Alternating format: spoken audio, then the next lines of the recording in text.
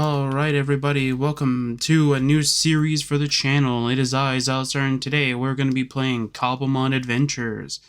Now, if you don't know what Cobblemon Adventures is, I completely forgot to do this because I was testing around everything. Alright, so, here's how the series is going to be, okay? So, for one, we're currently playing on 1.20.1, so just so everybody's aware. So it's close to the current release as much as possible without breaking anything. So let's just nail that there. I know that Cobblemon has been updated to 1.21.2. Now, I do want to mention a couple things why we haven't... This was created before before that update came out, by the way. Now, the reason why we haven't ported over is because we're still missing... I think it's a data pack and a mod from updating. Once those mods update, then yes, we will update to the current version, or to the current version that is out. But right now, that doesn't exist.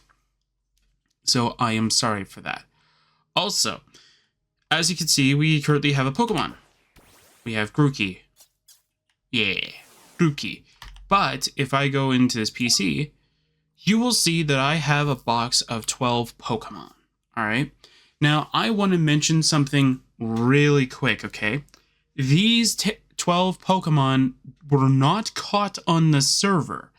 They were caught on a single-player world I was playing on to test out how we are going to be doing these, doing the Cobblemon Adventures server kind of thing. I wanted to know what mods we're going to be using, what data packs, the whole works, right?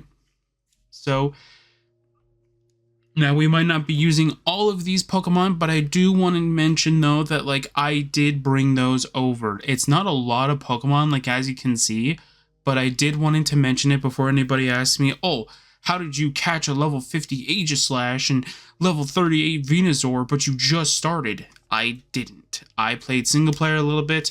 I didn't go very far with it at all. I mostly just did exploring. We figured out where some mods and data pack stuff are, like as you can see here. And pretty much we were just going around and having a blast, pretty much.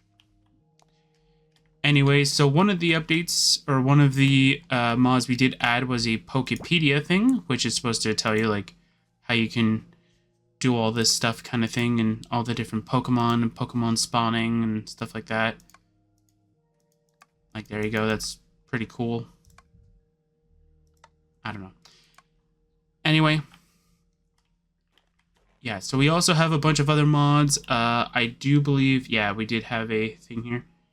So we do have other mods installed. I think one of the mods... Okay, yeah, so this is because of a data pack that adds legendary Pokemon. I believe it adds Mewtwo, I think, as a viable Pokemon, as well as a Mew. It also adds Rayquaza and Xerneas, as you saw, because I was able to catch them. Let's see here. There was other mods that we have, too. Let's see here.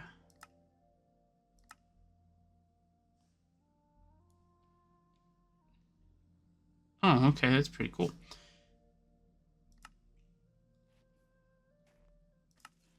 That's really nice, though. They have it all under, like, one little button. That's interesting. Yeah, here's all the Cobblemon stuff. There's the Cobblemon, alright. Sorry, I don't know what pages they're in. That's why I'm slowly going around, seeing if I can spot them or not. Like, we did try a lot of different... Like, I did try a lot of different Cobblemon mods. Like, don't get me wrong. I tried one that was, like, I think it was called, like, Cobblemon Generations. Which is very funny. Because there is actually a mod pack called Cobblemon Generations. And I thought it was kind of funny that out of anything that they could have done with the Cobblemon mod... Oh, yeah, we have Looter as well.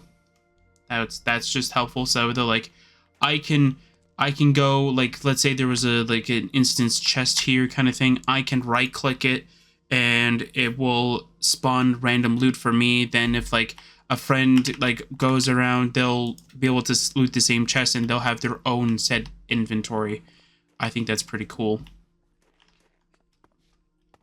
Anyway, let's go and bring Corviknight with us.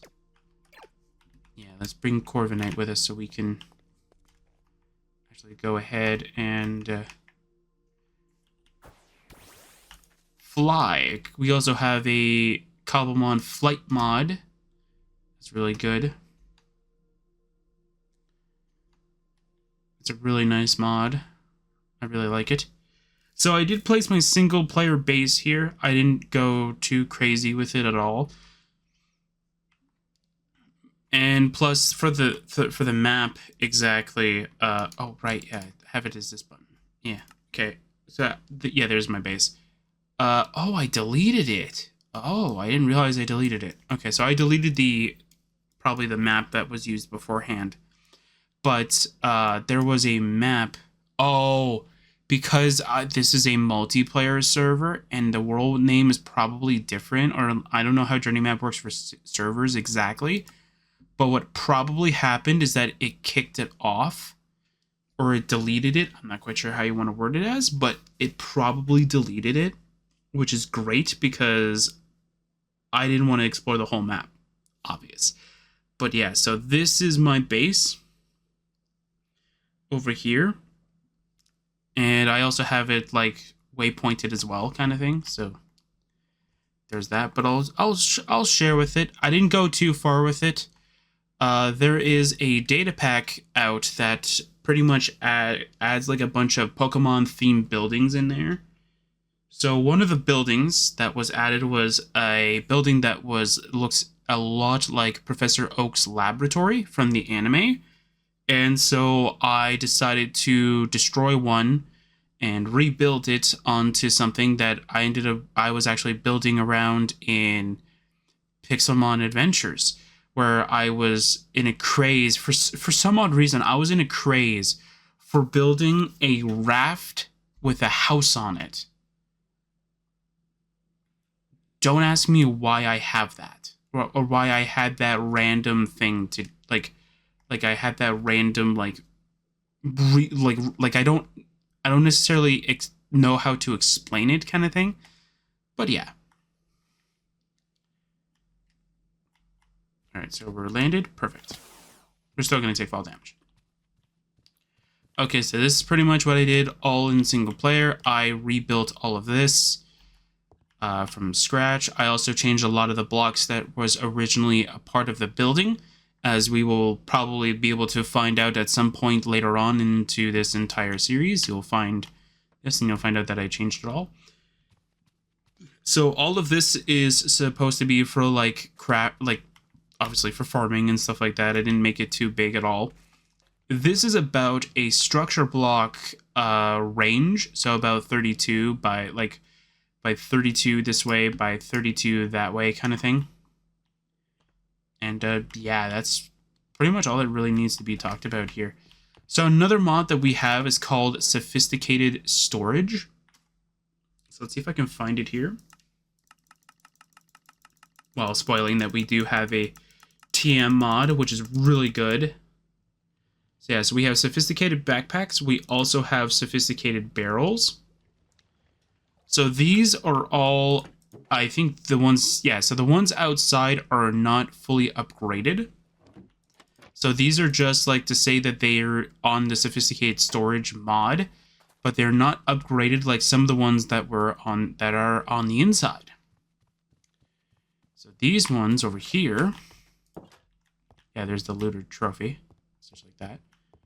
Like these ones are called spruce iron barrels. And what these are is that they add an extra line of storage kind of thing here. And same idea with this and this. Like the whole works. All my signs didn't get transported too. That's fine. I can fix those later. Oh, no, wait. No, I know why. Because when you upgrade a barrel from one tier to another. So when you upgrade this one to this tier, it will literally destroy the sign. I think I experienced that when I went up here, because I did it for these ones and then they broke. So what I ended up doing is just said, you know what, I'm done with this, and I just turned them all into trapdoors instead. So it looks very like simplistic and simple, which I really like. And most of these blocks, by the way, like this deep slate, like, and I think some of the quartz were actually from the original building. So there's that too. But yeah, so while I did play this, so I do have a lot of stuff here.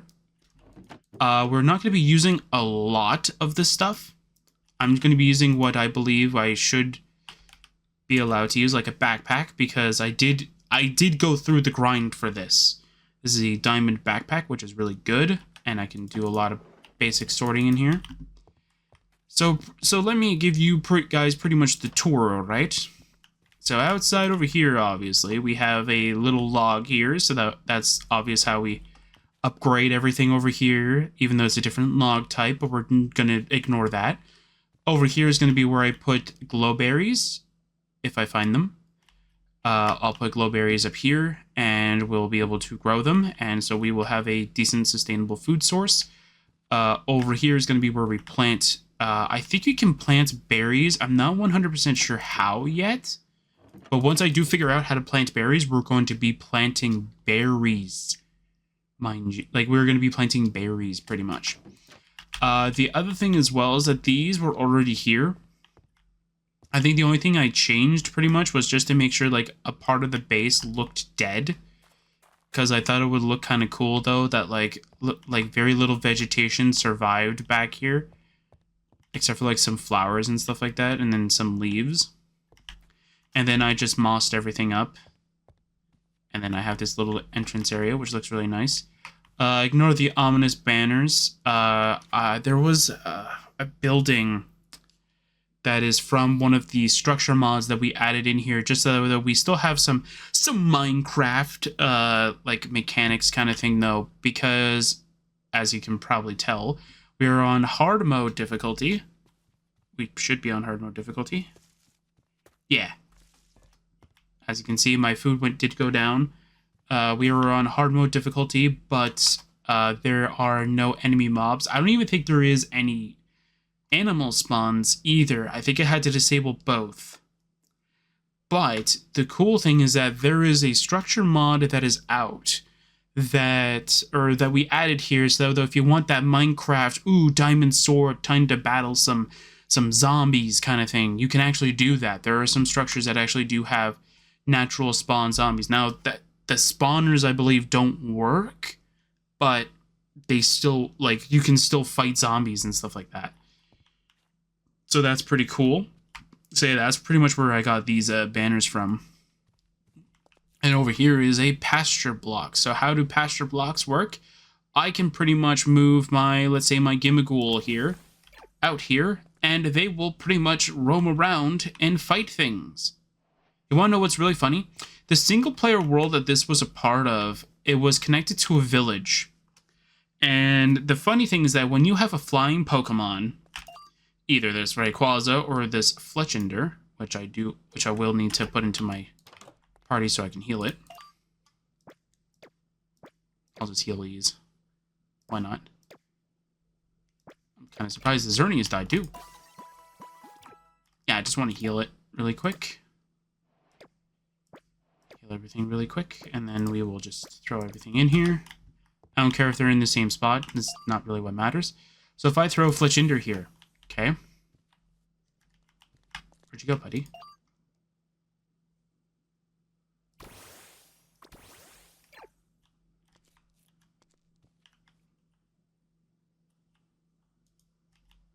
Oh, is it because it doesn't recognize them as mine?